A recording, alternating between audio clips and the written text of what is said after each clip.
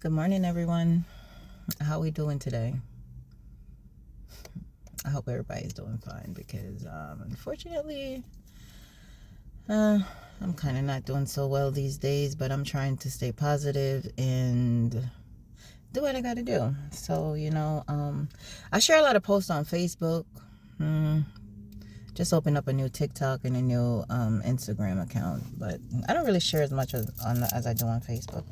And a lot of you have been seeing my stories about my kids being kidnapped in Greenville, South Carolina. So I came down here April 30th of this year, 25. And I came and I applied for a place in Anderson. Didn't get it. And ended up, my car got repossessed. Got stranded here. And I really tried to get my stuff together, get everything together and straight. So I ended up going to the shelter down in Greenville. Same shelters that I had called even when I had a car, just to try to save money. And they said no. But then at this time, they said yes. I went there. I made a call on the phone. I called the SBA .gov because I applied for a business loan to get some new cars on the road because I have a taxi license in Pennsylvania. However, I still haven't gotten it. So anyway, I used their phone to call. And the reason I used their phone is because my original phone number has gotten spoofed and I didn't feel comfortable using my phone. That same night, they came in and there was 2 social workers, 2 police officers, and 2 people from the Shepherd's Gate shelter came into my room. My kids were writing a story because they usually write me a story before they go to bed. The social worker, she started laughing. I actually thought this was a joke, to be honest with you. She said she got a call that I was on the phone trying to sell my daughter for money to a college guy. Mind you, I said she was laughing. So I looked at her. I said, is this a fucking joke? So the cop walked up, come up closer to me, and he said, no, ma'am, this is not a joke. This is real. And I'm like, are you serious? So then the lady, she started getting really loud and aggressive, and she said, do you want your kids? Did you try to sell your kids? Did you try to do this? And it's just so crazy. I went to the store earlier that day and I sold my iPhone 15 Pro Max. I got $300. So I said that to her. She said, okay, so you sell your phone for money. You don't have any money. Anyway, they took the kids to another room. They questioned them. Then they questioned me. They left. They came back at 1:15 that morning and saying because of the nature of the situation, they use human trafficking to take my children. My kids didn't even want to go. They were so scared. I went to court. Well, let's back up a little bit. So before I went to court, the girl from the shelter called, the social worker. She called me down in the office. She said, so what's your plans? Because my goal was to get a house and open up a homeless shelter because you need an address to open any type of businesses anywhere in America.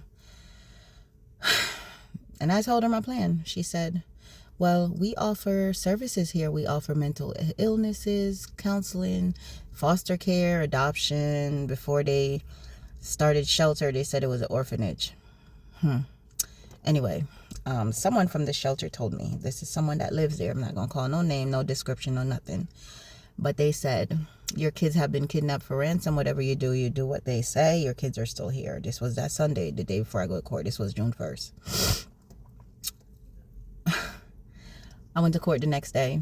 They kept calling me broke. They called me my ex-husband's last name. They just kept being disrespectful, saying I had means to sell my daughter and all this other stuff.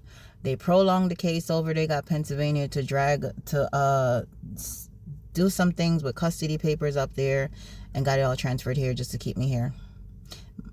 In the process of that, I'm still pushing to get this house. Never got it because I didn't make enough money. In fact, they said first I made too much and then I just didn't make enough anymore because after my car got repoed, I couldn't go back and forth to PA to go to work. And anyway, so they took my kids. They won't give them back. Every month they drag it out. They say human trafficking, abuse and neglect, physical neglect. Like, it's just something after something. Recently I just went back to court, and apparently the GAL was actually sick, they say. But I just so happen to peep this. Like, everything, I'm just looking into things to see how corrupt they are, and it's really all about money and whatever it may be. And I don't got shit. If I had shit, I wouldn't live outside. I told them before we got to court, like about an hour before, that there's some stuff going on where I'm possibly getting a house soon, and told them that I went to see someone for an intake, and they can check for verification. All of a sudden, this GAL decided to get sick. They postponed my hearing all the way up to January 8th. I don't get my kids for Christmas. I didn't get my kids for Thanksgiving, and I'm not getting my kids for New Year's. Got a text yesterday about my son's medical condition again, his asthma. He's on nebulizer, mind you. They were provided with documentation of my son's medical history. His asthma, his allergies to animals, and he's living with 4 dogs and several cats. And he has high allergies to both of those types of species. And when I told them about this, and they've had the paperwork for months and months and months, and Ashley said, this is the supervisor at the DSS, she said, we have custody. We don't have to do anything, and we're not moving him. Last night, the caseworker texted me. She said that they put my son back on nebulizer machine. He's been off for like a while now. They took him off the nebulizer machine. So they put him back on the nebulizer machine. And is it true? Because Aisha must have told her that he used to be on that medicine, which he was, but they took him off because it was controlled. It's the frustration, the neglect, the inconsistency, everything. The fact that I applied for different agencies here and different programs trying to get into a house, and I have gotten nothing, no nothing. And I can't be there with my son right now. They don't know their family history. They don't know their medical chart history, because if they did, they wouldn't be asking me if this was true. Apparently, they took my son to a doctor down here, and they claimed that he didn't have those allergies. Mind you, my son was tested in Hershey, Pennsylvania, and provided with documentations, everything. They have forgotten his asthma medicines several times. In the office, they don't have his rescue pumps. I even have a video up on my Facebook where my son was literally in there coughing excessively. He had cough spasms, and it flares up his asthma, and then he just can't breathe. And they didn't have anything to administer. They accidentally forgot it. How do you accidentally forget a life-sustaining medication? They refuse to do anything. They refuse to do anything. They don't want me to see my kids. I only get to see them for an hour a week. Every time I see them, they either got filthy earwaxes, their skin is ashy and cracky, they smell funky, they look like little bums. Their hair ain't done. They got nappy ass hair, dirty ass shoes on, all types of shit.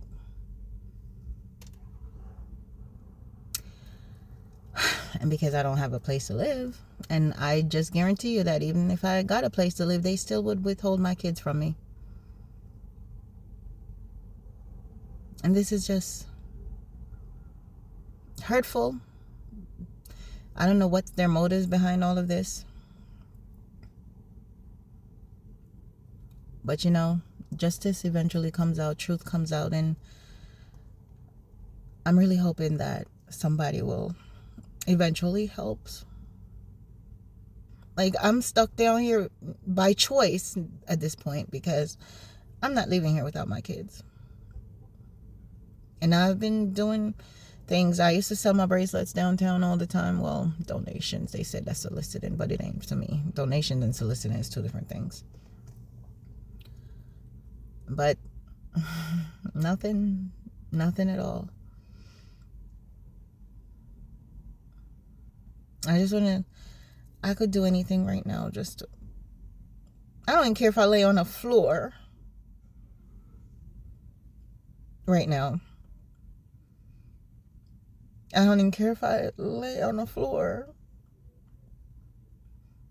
I'm so tired of being outside. I'm tired. I'm tired of not having my kids around. And I'm tired of everything that I try to do has not been successful. And I'm just making this video because I don't think I'm the only person that this happens to in Greenville, where you go to a shelter and they literally take your children. I've read a lot of stories.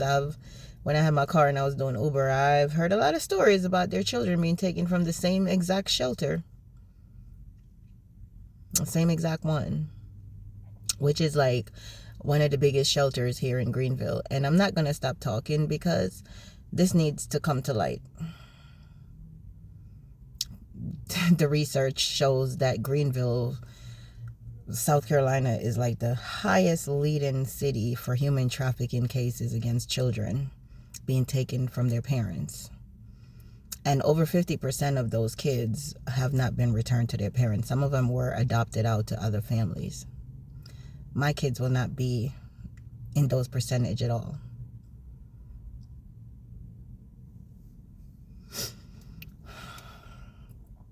And do I get depressed? All the time. Depressed. What am I supposed to do? You have a black mom, homeless since 28th of June of 24.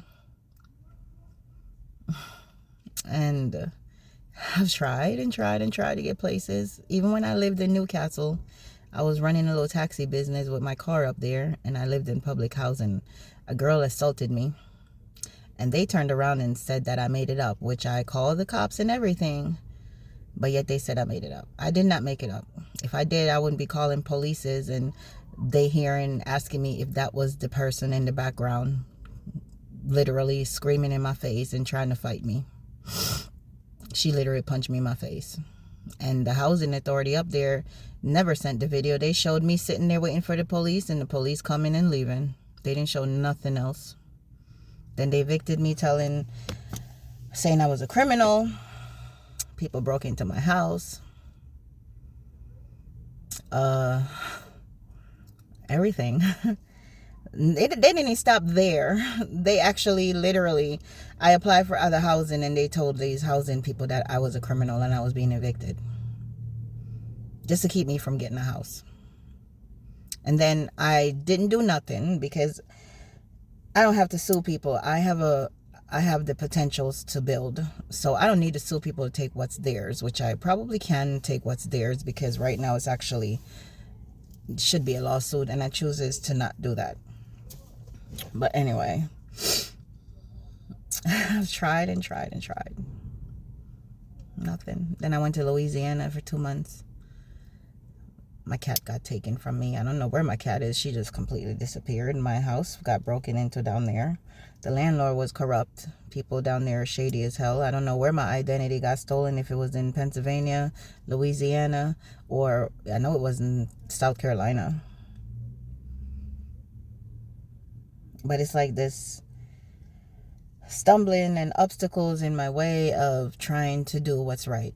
Trying to keep people like myself out of the street. That's all I wanted to do. I've been working on this plan for so many years. I think it's been about 5 years. Just to help shelter other people because I don't like to see people on the street. I don't even like being on the street. It's cold out here.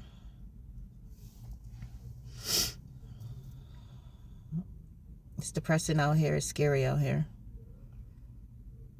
And people are judged out here. I mean, when you hear of someone being homeless, you hear of crackheads, drug addicts, alcoholics, mental illnesses, they're bums. You know, these are all the stereotypical things that people can actually say about someone that lives outside. Well, number one, I don't do drugs and I don't drink.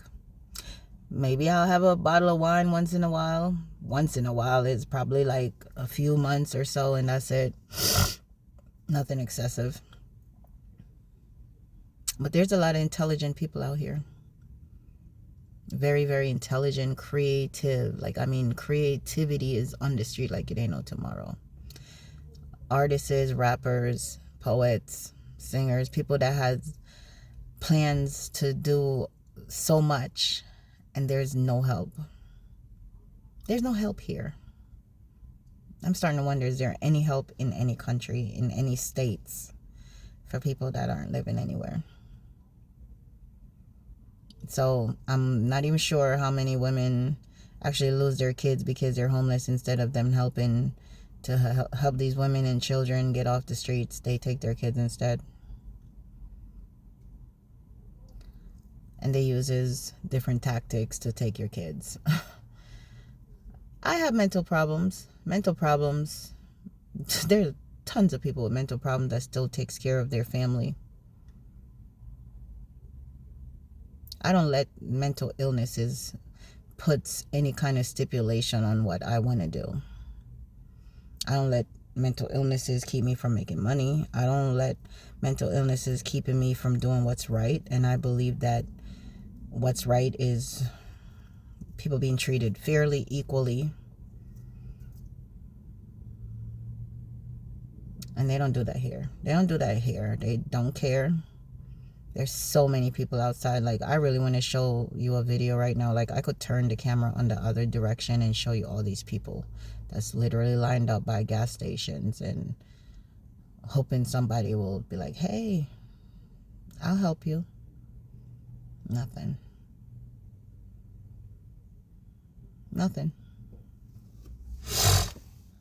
And I truly believe that if God blesses me enough to help me to get off the street, my goal is to help everybody else too. And I'm not just saying this to look for sympathy or somebody pitying me. Like, I'm genuinely serious.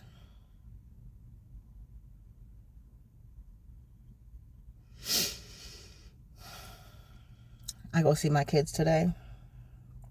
I have to be there at 3:30.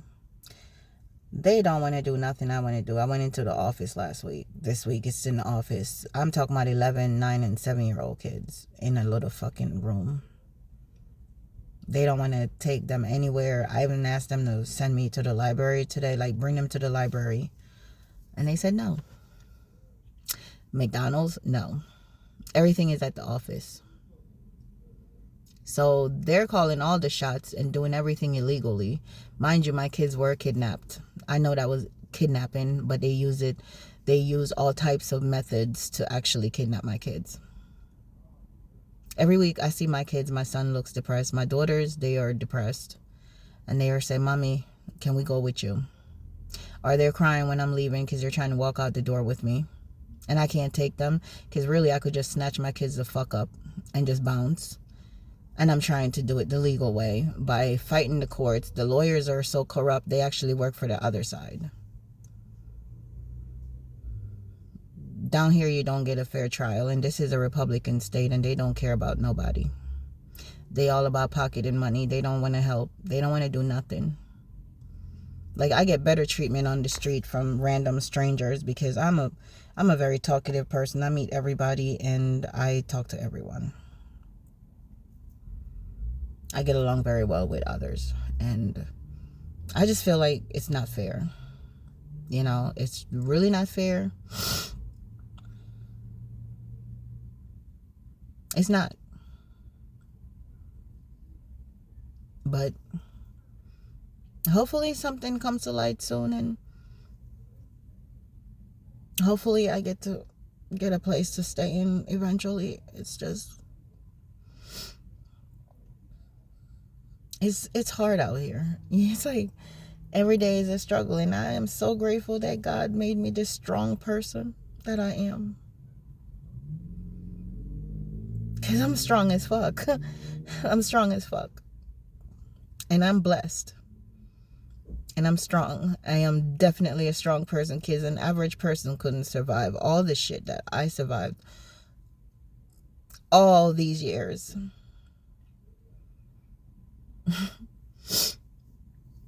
But I wish I could get some house. I wish I could get a house.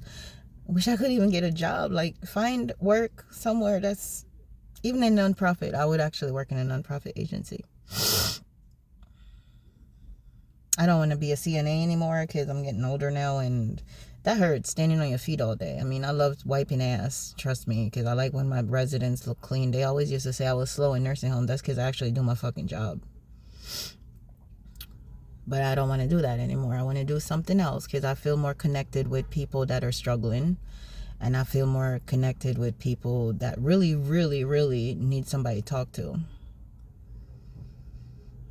And whatever it is that I'm supposed to do, I feel as though God put me in this situation for a reason. I couldn't live outside with my kids.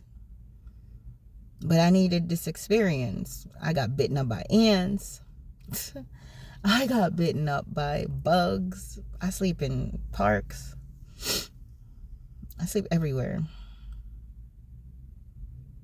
Do they bite you? Hell yeah, especially in the summertime. Oh my God, there's all types of damn bugs down here in South Carolina. But Greenville is such a beautiful city. Very beautiful that I would actually permanently live here. I'm actually praying that I will close this chapter that I'm in right now and actually start a fresh start, a new beginning. I am still selling bracelets on my website. Not hopefully in turns. In fact, I actually would rather just donations and they get a bracelet in return, or an earring or a necklace or something. I do little things to hustle because it's just, I don't like begging people for anything. I never beg anybody anything outside. It's always, I have a bracelet. Do you want it? Or do you want to donate for a bracelet? Something like that. Because I don't believe in being lazy. And I'm not going to beg you something knowing I can't offer you nothing. So with that being said, I will do something in return.